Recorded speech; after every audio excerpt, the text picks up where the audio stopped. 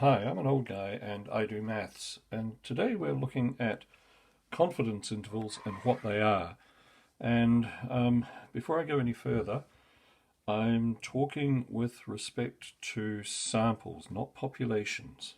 Okay, so that's important um, because you'll see down here that the word sample occurs three times. Twice it's important, one not so important.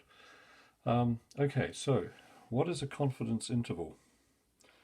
Well, it's the mean of your estimate plus or minus what we call the variation in that estimate. I don't know how helpful that is, but we'll go through this. So our formula is the sample mean, which is x bar.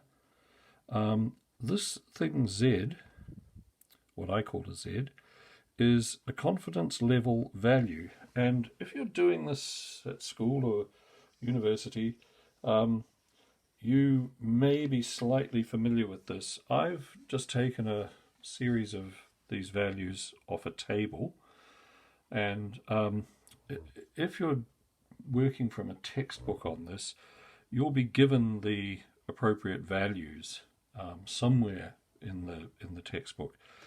So the confidence level values for 90% are 1.645, 95, 1.960, 99%, 2.576, and 99.52, 0.807. And you can find sets of tables. You can probably calculate these on a calculator for any other values that you might want. But these are the common ones, particularly this one and this one. Okay, so S is our standard deviation, which may be worked out in a number of ways. And the square root of n is the size of the sample. So most of these, if you've got to the point of calculating confidence intervals, should be available to you, including this value z. Now, I don't often do this, but I wrote down the definitions so that I'm not just saying them. They're on the video and you can go back and look at them. So the confidence interval is the mean of your estimate plus or minus the variation in that estimate. This gives you a calculation for the variation in your estimate, this part of the formula here. Okay, so what does that mean? Well, the confidence interval is the range of values expected that your estimate will fall between if you were to redo the test or the experiment. So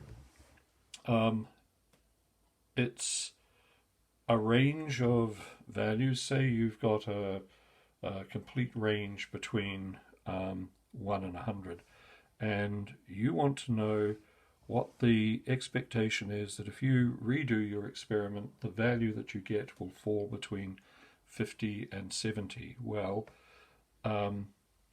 that's the confidence interval that you would calculate. You'd calculate one for each, okay, plus or minus.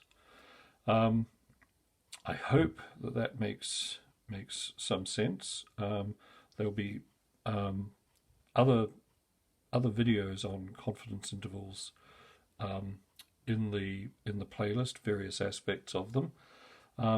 Anyway, as I say, I hope that this was useful and it at least explained what all the letters meant and gave you some idea of what a confidence interval is. Thank you for watching, and if you found this useful, please like and subscribe, and I'll see you next time. Bye.